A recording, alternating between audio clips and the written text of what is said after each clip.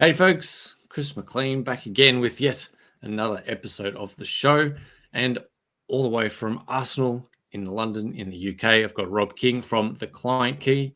And The Client Key, very interestingly, works with creative agencies, who a lot of you are going to fit in that category, all sorts of agencies of all forms or shapes or sizes. Typically, they work with 10 to 70 people between 2 to 15 million pound in revenue type agencies. And what they do is they work on what they call a new way for new business. Their solid belief is that the old agency model is broken and that agency founders and heads invariably struggle with new business, sales, growth, all of that acquisition side of the business. And the Client Key has been set up specifically to support those businesses based on Rob's very, very interesting background. A new way for new business is a proven, simple, lean, and cost effective sales methodology, the skill set of a full team for less than the expense of an old school and often ineffective sales director.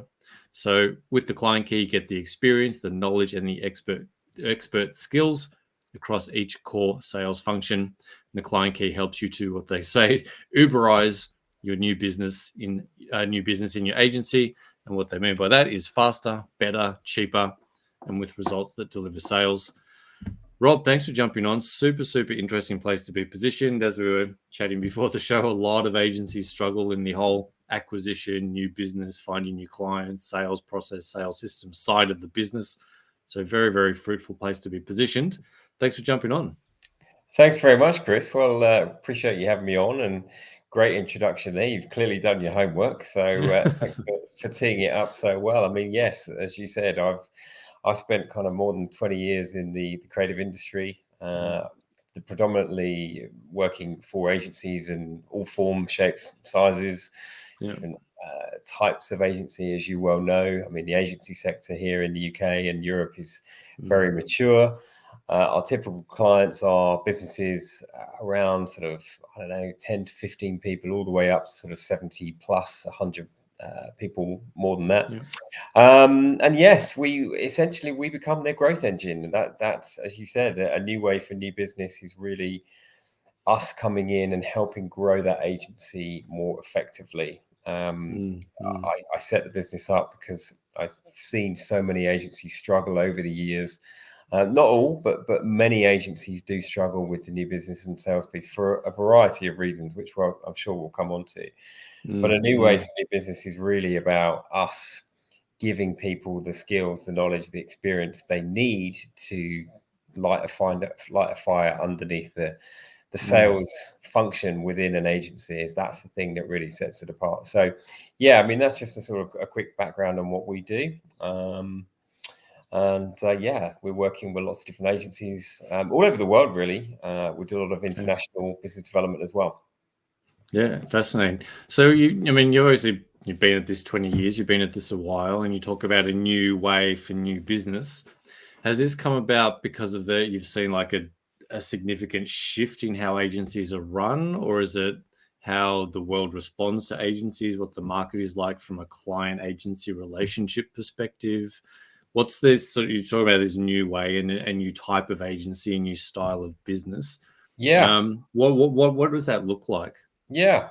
Well, I think, firstly, what's really sort of key to acknowledge here is clients' buying behavior, clients of agencies is changing all the time, particularly right now. And obviously, what we've seen in the last 2 to 3 years with the pandemic is a complete shift yet again in the way that agencies fundamentally go out and find business, ultimately sell themselves, and the way that clients engage with creative agencies. And I think the reason that we came up with a new way for new business and really kind of distilled down the essence of what we do at the Client Key into that model, if you like, that method, that tagline, was because it kind of sums up exactly what we're trying to deliver for agencies. So if we just sort of unpick that a little bit, I mean, obviously, the old way of agencies going in to meet a bunch of clients, doing the standard sort of presentation or credentials meeting that would happen perhaps even as recently as sort of 3 or 4 years ago, maybe clients would do a bit of a beauty parade. They'd get people in and think about pitch lists. All of that is largely kind of gone. And I would say fallen by the wayside. It's kind of outdated. It's ineffective. And the simple reason for that is clients are getting bombarded left, right, and center by so many different types of creative agency and creative business. The ones that are succeeding, the ones that are getting that cut through, are able to get in front of those clients with a kind of clear proposition and reason for them, for the client to say yes. So they're able to land something in a client's inbox, or have that first kind of phone call or video call with them, and whatever they say to them, the client sort of sits up and goes, "Yep, okay, that's interesting. Let's chat." And there are kind of new techniques and new ways that are evolving in order to do that. Things like running different campaigns for agencies, different kind of topic areas that they might lead on.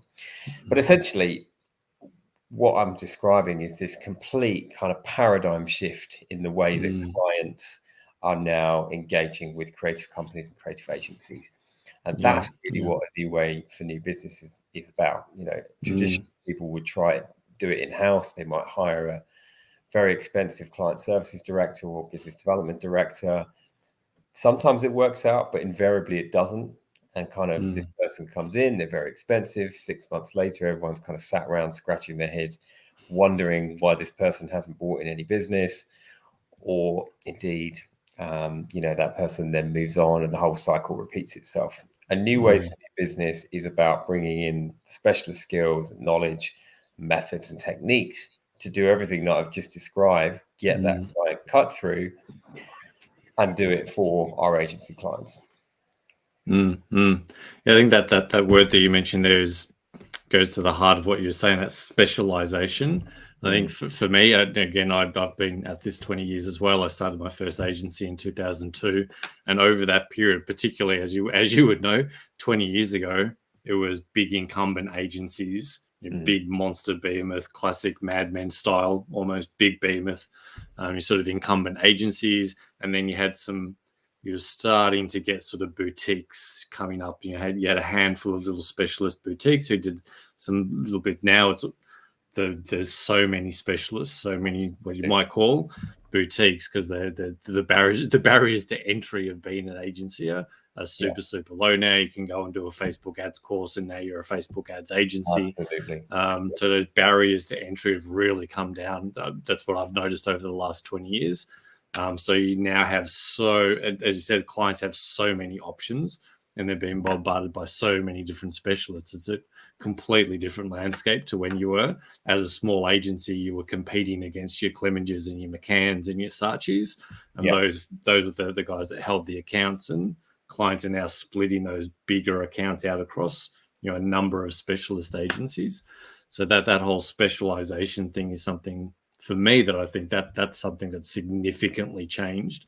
I mean, we're talking about 2 decades here, so it's things change over time, but it's definitely something I think. And again, COVID kind of kicked that over again, where there's even more specialization and more choice for agencies. So that makes a lot of sense. That there's like pitching for work.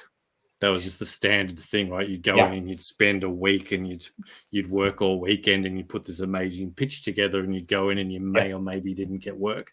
That whole paradigm is, running a digital agency again today, 20 years later. That whole paradigm of pitching just doesn't even happen, really. Like I've been working in an agency for a year now. We haven't had a single pitch. It's Zoom calls, and it's more of that consulting, coaching. You close on the call or you don't. So it's much more of that approach. So is that kind of what you're seeing in terms of what that actually looks like? It's more Zoom calls and a proposal or an estimate sort of goes out, and it's a yes or no, and then you move on, and you've got these sales pipelines of tens and hundreds of people coming through a pipeline. Exactly. I mean, completely that. And I think, first of all, you're so right on the barriers to entry, and they're so low these days. A LinkedIn profile, a website, maybe some digital kind of footprint somewhere, and there you go, boom, you're an agency. And obviously the lines are so blurred these days in terms of different kind of delivery, outputs and kind of creative work that people are doing, that you've got a kind of sliding scale of kind of where agencies are trying to pitch themselves. And often what you find is some of the kind of smaller 2 or 3, 4-man startups are kind of stealing the lunch of the kind of 15, 20, 25 person agency, because they can be a bit more aggressive on price. They can be a bit more, fleet footed. And, in some ways, good luck to them. Hats off to the people that are winning the business. I still think, fundamentally, the really good clients kind of recognize true value in the agencies they work with. They will spot the kind of talented sort of gems, if you like, and the people within those agencies running them. I think, to your point about, the mechanisms in which people are going about it. Yeah, I mean, I spent 2 years of the pandemic pivoting to a purely digital business development approach, having gone into the pandemic with a little bit of that, maybe 15% of it was done like that, and the other kind of chunk was done face to face, getting on a plane, going out to the Middle East, going out to North America, meeting people here in London. It was all done face to face. And suddenly you had a very different situation, and it is really different. Trying to win a client from scratch, meeting them for the first time on a Zoom call, on a Teams call, trying to build that relationship and take them through that process, pitch or not, where they end up actually spending money with you, is really different. And I think, people need to be aware of the kind of tips and the tricks that you can do to try and keep control of the conversation a little bit, because unfortunately, like it or not, there's a certain sort of disposability about doing a kind of Zoom call with somebody or going into that meeting. What we've kind of started to notice is becoming a bit of a premium on people's time. So if they're prepared to kind of, acknowledge an email or, acknowledge something you might send them, that's probably sort of somewhere here. If they're prepared to kind of hop on a 15, 20-minute call with you, that's probably the next level up. If they're prepared to meet you in person, that's kind of ideally, the top of the tree. And what we're seeing is, this sort of sliding scale now of time and value, and, a bit of a premium around client FaceTime. So I think part of the challenge is kind of recognizing that. Where are you in that scale with any individual client or contact? How can you move yourself up the ladder a little bit and actually get a little bit more kind of premium time with clients and with people who are prepared to kind of engage with you? And as I say, the ways that you do that are giving them something that's of interest, not just going in and talking about, we do this kind of creative services, we create film, digital marketing, social media. I always say to people, start shifting the conversation from services to value. Stop talking about the services that you deliver and start talking about the things you can do for your clients in terms of value and what you can do for them. And I think the minute you start to kind of make that pivot from services to value, you should start to get, more of that kind of premium time from clients. That's what we're seeing anyway. Yeah, 100%. It's definitely much more about understanding. I think, as the agencies that are winning are the ones that can identify that value, which is really a sum of what's the actual real world problem that this person is facing, and how do I fix it in some sort of a unique way, whether it's a marketing spin of it, it's SEO, but I call it something different, search method or something, right? But it's technically a service, but I'm not going and saying we do XYZ services. It's about I really understand you and I understand your specific problem, because I understand your business type, and this is how we specifically solve that specific type of problem with some services and the way we operate over here. But I think that's definitely the way to approach from that value. What's the value proposition to that client? And again, that's because you have so many more players.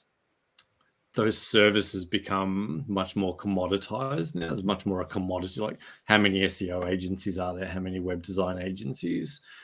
How many Facebook ads, TikTok agencies? There's hundreds, if not thousands, of choices in that market now. So trying to compete on price, trying to compete on a commodity of a service is very, very difficult. So it's really, as you said, trying to find that value and that distinction in the market. And That's what's going to make a client go, actually, you've thought about this and you've thought about me, and you're providing some sort of a proposition that is going to help me get from where I am to where I want to be through the service of marketing, through the product of marketing. Is that kind of how you see that process and how you start to work with agencies? Absolutely, 100%. And I think, what's in my mind is sort of hearing you talk about that process is, I think, the really great creatives and agencies do all of that, and they also have the confidence and the ability to kind of meet clients head on and say all of that. And I think, not everyone is able to do that. And I think when you're able to kind of, number one, build rapport with a client where you're kind of meeting them kind of like for like, and then once you've built that rapport and you've got a fairly good relationship with somebody, you can appropriately challenge someone and push back on what they're saying, tell them you don't necessarily kind of like the direction they're going in, or even why you think that client needs their help. And I think, as I say, the kind of great clients that we're working with are not afraid to have those conversations. They will say what they think to clients, and that is a bit of an art in itself. And usually, done in the right way, is very effective. And as I say, it does take a degree of, you need to be at a certain place before you can start having that kind of conversation. It doesn't take very long. I think you could probably build that rapport in 20-30 minutes if you're able to kind of sit and kind of get in their mind a little bit, kind of distill down what they're thinking. But once you've got to that place, you can say it. And normally what happens is people respect you for being so honest and upfront. So I think it's an interesting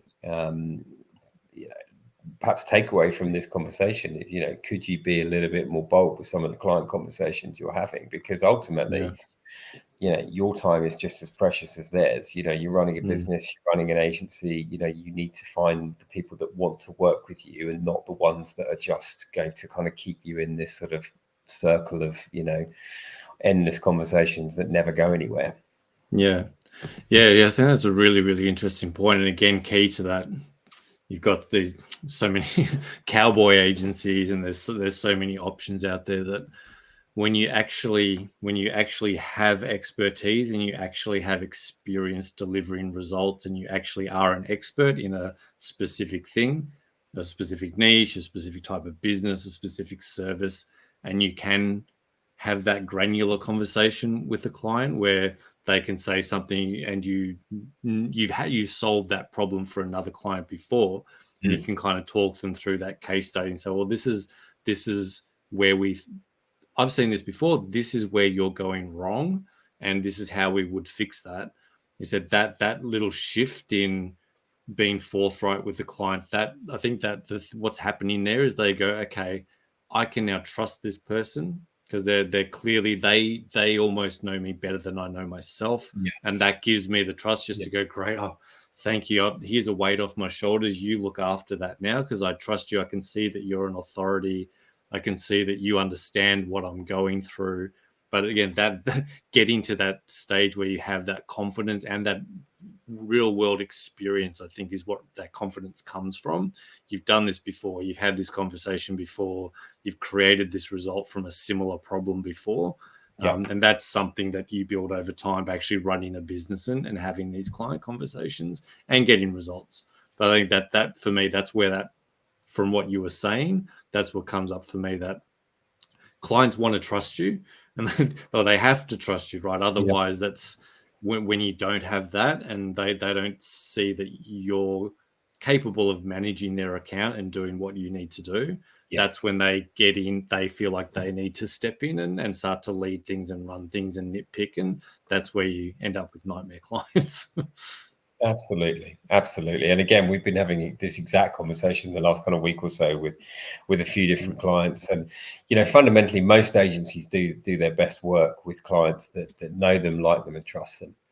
Whether or not you're starting with a sort of what I call a cold new business list, people you want to work with, or people that have you've worked with in the past, or you've had referrals from other clients. Somebody's moved from that sportswear brand to another sportswear brand, they bring in the agency. But fundamentally, that idea of clients that know you, like you, and trust you, And it's back to this concept of how can you move people, through that kind of tiered system up the scale, where they essentially to the point where they all of your clients or all of the people you're talking to, they know you, like you, and trust you. And the way you do that is obviously building those relationships, again, to your point on leading on certain kind of specialist areas and owning certain topics. A campaign driven approach to business development is something that we do with every single client. We don't just go out and start talking to people, say, can we come and have a meeting, can we have a chat, can we show you our credentials or whatever. We don't do any of that. What we do is go and see them and talk to them about a very specific area of work with a group of clients that agency has considerable expertise in.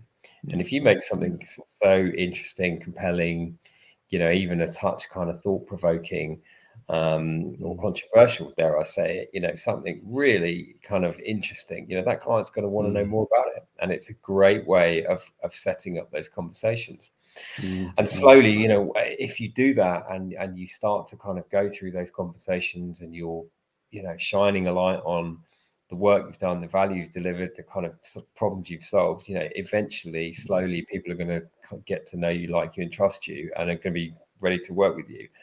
That's really the kind of the mechanics of what I call a campaign-driven approach. And you can take people who've never met you before, they've never heard of your agency, they've never, sat in a room with you, been on a call with you. You can take them from point A to point B quite quickly, where they are ready. They know you, like you, trust you quite quickly.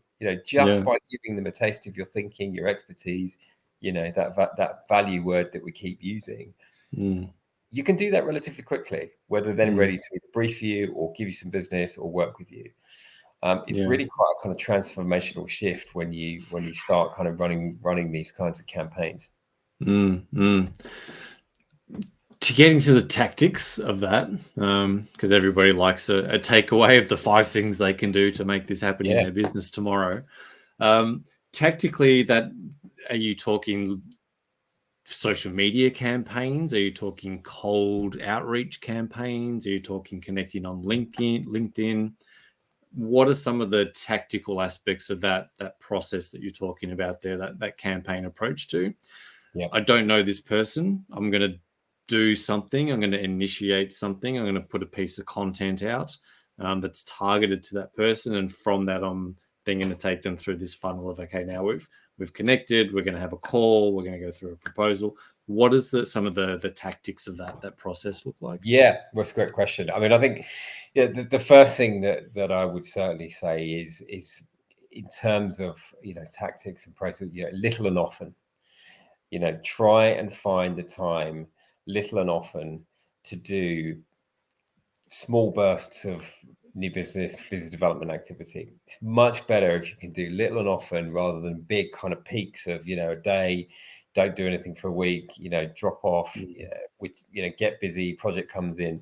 So many agencies get stuck in this kind of peak trough situation where they do loads of work on business development, loads of work comes in, they will get really busy, everyone forgets to do anything kind of proactive, suddenly they get quiet, and the cycle repeats itself. One way around that is to try and be more systemized and structured with your diaries. If you're doing half an hour 2 mornings a week, would be a kind of good way to start. Put that time in your diary and just set it aside, no distractions, send out some emails, make some calls, do whatever works for you. But I think little and often is a really good way to get started. Above and beyond that, kind of tactically, I mean, there's never really been a better time to kind of grow agencies or business in some senses. We've got more information, we've got more tools at our disposal in which to contact people. Everybody's on LinkedIn by and large. You can find out a little bit about them. I do think there is a bit of a research piece. Say you want to work with, everybody says they want to work with Google and Facebook. Certainly one tip is to try and find the companies that nobody's looking at, and there are many global, huge companies that we've all never heard of. Try and kind of stumble across a few of these companies, the ones that not everyone is beating a path to their door.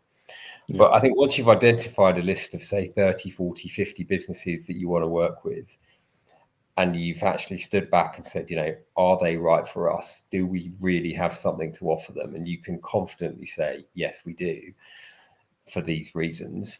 Then it's about trying to find who within that company is best to talk to. It might be the marketing director. It might be,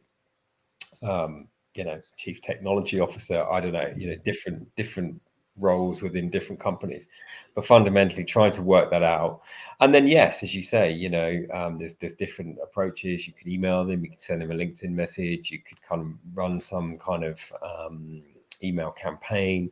A good old-fashioned phone call still works. Picking up the phone, I just want to give you a call because I want to talk to you about XYZ. I think agencies and agency owners, people that within agencies doing this work, need to find that blend of things that they're comfortable with.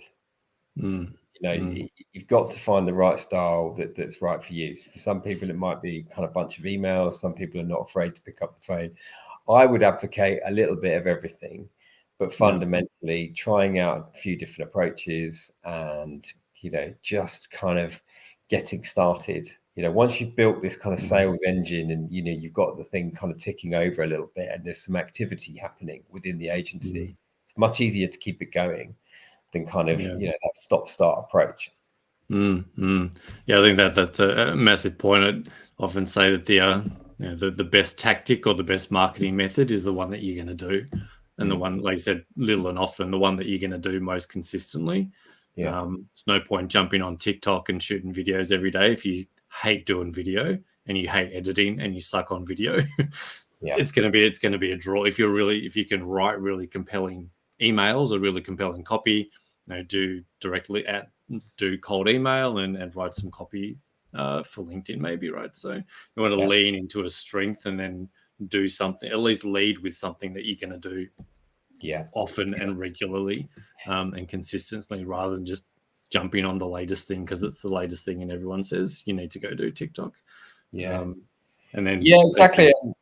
And sorry to jump in. I think one thing that often surprises people is kind of 80% of this is just kind of showing up. It's a famous quote by a film director: 80% of success is showing up. The other 20% is just that little bit of kind of magic or creativity that you put into all of this kind of tactical outreach and getting in touch with people.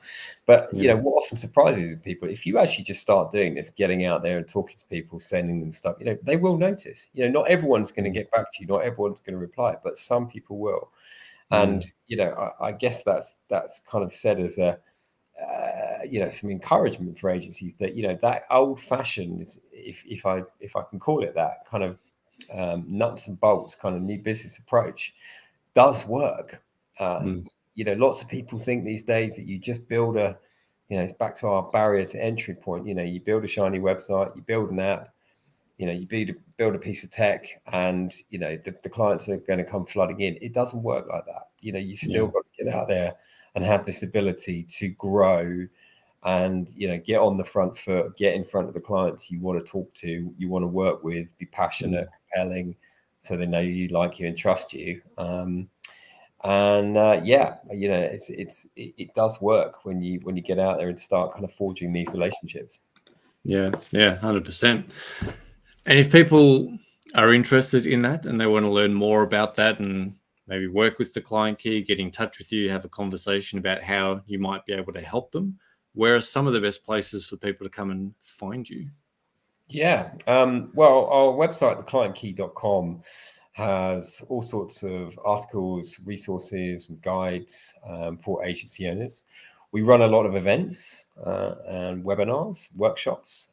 We have a workshop called Rapid Growth for Agencies, which is a 60-minute workshop that has all of the content we've spoken about and a lot more. Lots of tips and tricks and things people can do. So if any of your listeners would like to have a Rapid Growth for Agencies workshop, they can drop me a line. Our email's on the website, rob@theclientkey.com. And yes, in terms of actually working with our agency clients, we're based here in London, but we work with agencies all over the world, really, representing them in different markets. We travel into the Middle East on a regular basis, helping many of our agency clients grow their business there and different international locations and territories. And it's a bit of a strength of ours is helping creative companies go overseas. Be really interested to hear from anybody that's looking for support, looking to run some campaigns, and probably the website is the best place to start. Fantastic. As always, I'll drop all those links in the show notes so people can click on those links and come get connected with you. And just to finally wrap, I know we talked right up front about you working with agencies, £2 million to £15 million. That's a good sized agency, but it's always interesting to me that the same stuff shows up from a $10,000 a month agency or $1 million a month agency. A lot of the same stuff. It just happens at scale, right? And maybe happening at a different type of client, but acquisition, sales systems, getting in front of people, doing the hard work, that doesn't really change. It just the nature of it perhaps changes over time. So everything we've talked about today is very, very relevant to any type of agency, any size of agency. But if you're particularly sort of on that bigger end of town, definitely hit Rob up, go get connected and have a chat, because I've really enjoyed chatting today and getting into a lot of this side of things, because acquisition, sales, getting clients is the biggest thing that stops agencies from growing and getting to where they want. If you don't have clients, you don't have a business. So getting this stuff right and having, they said, some sort of consistent, focused, regular way to get clients into your business is absolutely paramount. Yeah, no, it's a great point to end on. I mean, we talk a lot, sales needs a bit of a rebrand in the creative industry. It's seen as something of a dirty word by a lot of people. They shy away from it, they're a bit fearful of it. And it shouldn't be that way, because, it's a bit of a paradox. It's the thing that sets most agencies on fire. The truly great agencies are able to embed that new business piece, the commercial piece, alongside the creative function as well. And that's what really sets the great agencies apart, I would say. Yeah, love it. Thank you, Rob. Really, really, really enjoyed chatting to you. And I'm sure there's massive value for everyone listening at home. Probably an episode worth repeating and really sort of teasing out some of the deeper details that we got into today. And if you want to hear more, go get connected with Rob.